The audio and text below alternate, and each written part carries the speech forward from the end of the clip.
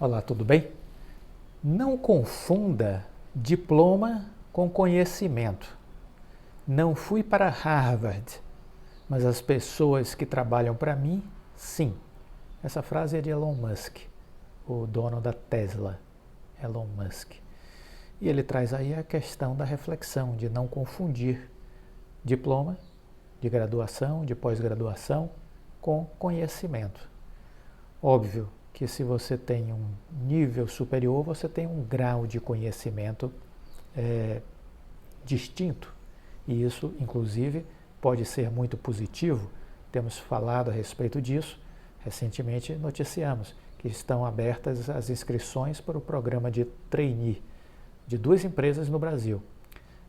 O Itaú está oferecendo R$ 7.600 para quem for selecionado para começar a trabalhar no programa de trainee do Itaú. R$ 7.600. É um bom salário para uma pessoa recém-saída da faculdade. E a Heineken está também com seu programa de trainee oferecendo um salário de R$ 7.800 para quem estiver saindo da faculdade. Então, isso mostra sim que o conhecimento tem o seu valor, mas ele não é decisivo na vida das pessoas. E existe as pessoas que têm a veia empreendedora e sabe fazer os seus recursos se potencializarem. Isso tem a ver também com a nossa capacidade de ter educação financeira e saber investir. O empreendedor é um investidor, ele investe no seu negócio, né? E a questão da educação financeira é essencial na vida de todos, porque nós temos que saber guardar um pouco do que a gente ganha de forma constante ao longo dos anos e investir essa economia que a gente faz. Isso é a educação financeira, gerando saldos todos os meses, para que a gente possa então aprender a investir e aplicar bem esse recurso, para que ao longo do tempo a gente consiga alcançar a nossa independência financeira. Mas fica a reflexão, é importante estudar, mas o estudo não é o suficiente para o sucesso. Ele é uma parte importante do sucesso, mas também depende aí do desenvolvimento de outras habilidades e competências que o conhecimento ajuda, mas ele não será determinante, porque aí vai depender também das nossas escolhas, né? Fique atentos a isso. Muito bem, uma outra reflexão para a gente fazer, o melhor momento para consertar o telhado é quando o sol está brilhando. Isso foi um post que o Bernardinho fez outro dia.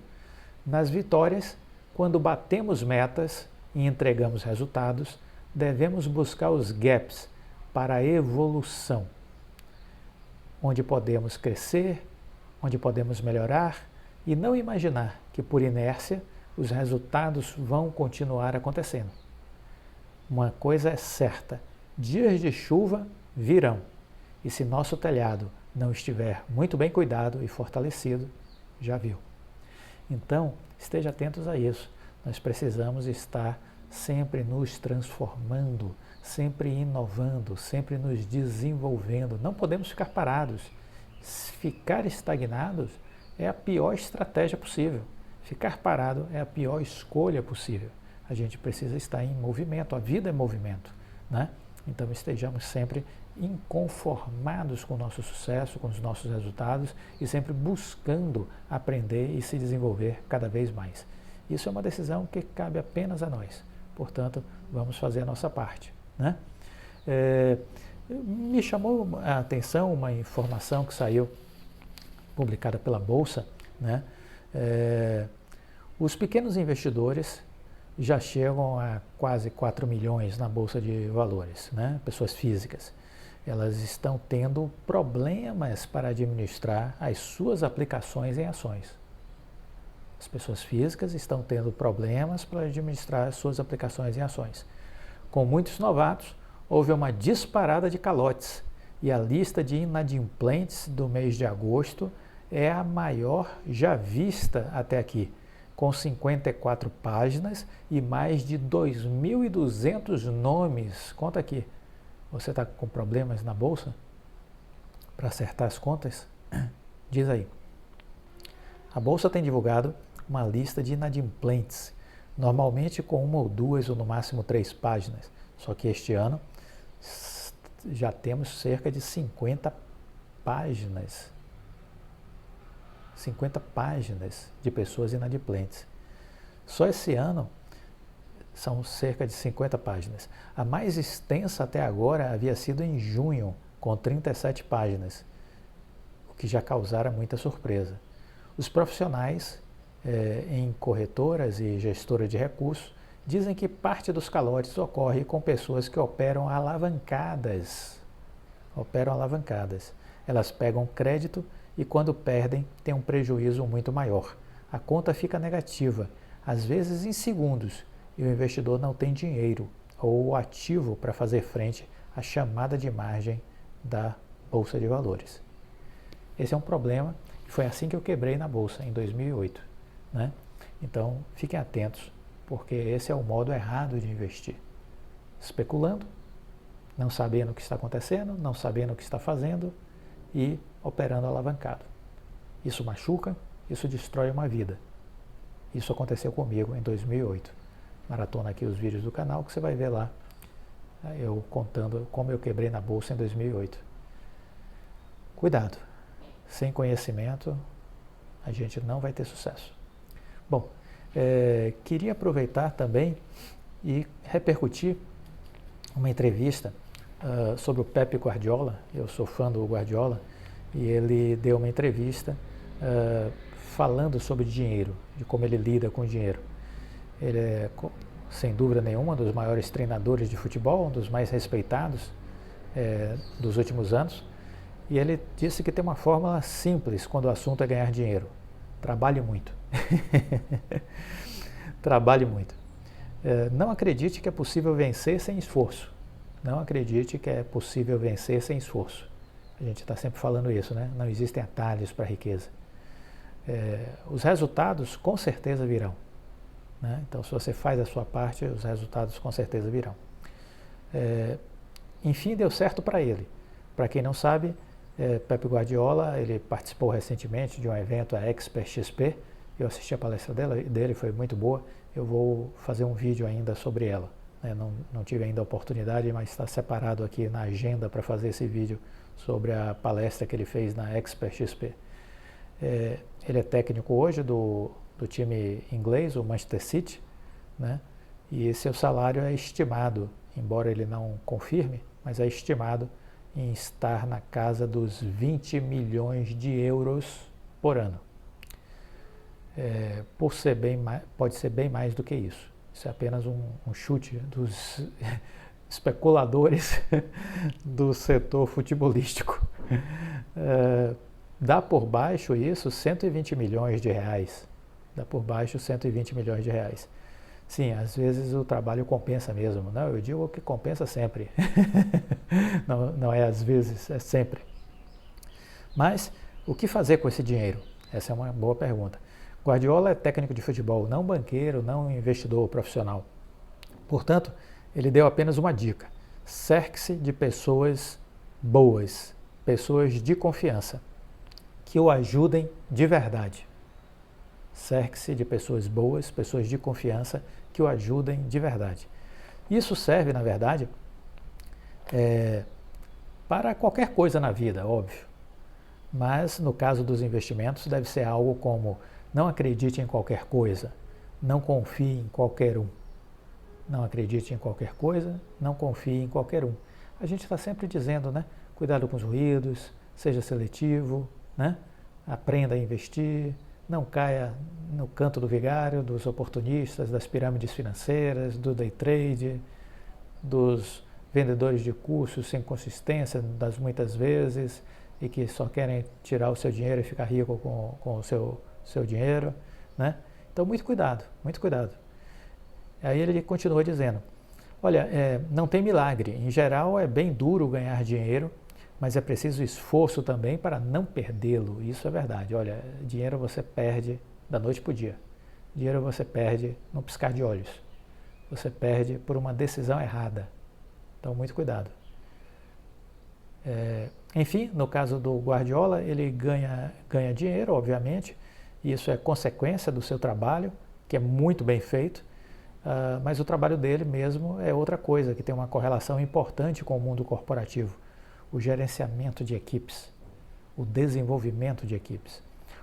Obviamente, no caso dele, não é qualquer equipe, né? Ele tem a condição de ter o suporte de um multimilionário clube, o Manchester City, que tem no elenco alguns dos principais jogadores do mundo, todos disputando uma das 11 vagas de titular. O que fazer com a briga de egos? Perguntou o repórter. Olha, isso não chega a ser um problema. O ego é importante no futebol, numa empresa, em qualquer coisa. Todos têm que fazer o seu melhor trabalho, seja por si mesmo, por suas famílias, para que tenham reconhecimento. O papel do gestor, nesse caso, é fazer com que cada um entenda a importância do comprometimento conjunto, mostrar como trabalhar a equipe e mostrar que isso pode fazer a diferença, que os objetivos individuais serão atingidos a partir do momento em que os interesses coletivos forem alcançados. Apesar de estar num evento de investimentos, que Guardiola diz não ser sua praia, porque seu negócio mesmo é futebol, ele disse que, na verdade, enquanto profissional do esporte, ele não inventou nada. Ele disse, eu não me considero um revolucionário, jamais me considerei assim. Agora, o que eu aplico hoje é o que eu aprendi com os meus amigos, treinadores, companheiros, estudando futebol. Para quem não sabe, uma das maiores referências do Pepe Guardiola é a seleção brasileira de 1982, comandada pelo Tele Santana. Então ele disse que quando assistiu, ainda criança, aquela seleção jogando, ele jamais conseguiu esquecer. Ele disse, olha, estávamos em Barcelona e todos torciam pelo Brasil. Parecia que o Brasil era a nossa seleção principal. Era impossível ficar indiferente à magia do futebol brasileiro. Um futebol de toque, de pessoas altamente inteligentes, altamente capacitadas, inovadoras, criativas. O coletivo predominava, embora individualmente todos fossem muito talentosos. E, por um acidente de percurso, aquela seleção não foi campeã do mundo. Mas, no coração das pessoas, aquela seleção ganhou todos os títulos imagináveis, porque ela jamais saiu da memória das pessoas que tiveram a oportunidade de vê-la atuando, né? Então isso é formidável. O depoimento de Pepe Guardiola sobre o Brasil de 82, né? Algo muito bacana, né? Até por conta do estilo de futebol que ele implementa, que é um futebol onde predomina a excelência e a qualidade. Ainda na entrevista ele diz, falou sobre esse aprendizado e ele disse, perguntado se em algum momento ele entendia que poderia, por exemplo, ser possível ele treinar uma seleção como a do Brasil, ele disse que não, que ele entende que o Brasil sempre terá a oportunidade de ser treinado por brasileiros, mas que cultiva sim agora como uma possibilidade, quando ele deixar o Manchester City, a possibilidade dele treinar uma seleção que imaginamos todos que será a seleção espanhola, obviamente. Mas é um pouco dessa entrevista para a gente refletir sobre o que ele falou, conhecer a história do Guardiola, é importante que vocês conheçam. São dois treinadores que eu acompanho, eu adoro esportes, e eu acompanho muito. E eu acho que os dois muito parecidos. O Bernardinho do vôlei, eu sou um fã assim, de carteirinha do Bernardinho, e o Guardiola, que é outra pessoa extraordinária. Então vale a pena a gente ver o que eles falam, porque eles não falam só sobre futebol. Na verdade, eles falam sobre estratégias, sobre liderança, equipes vencedoras, e tudo isso diz respeito ao mundo dos investimentos e as nossas estratégias para ter sucesso na Bolsa de Valores. Gostou do vídeo? Deixa o like, compartilhe com os amigos, fique com Deus e até a próxima. Tchau!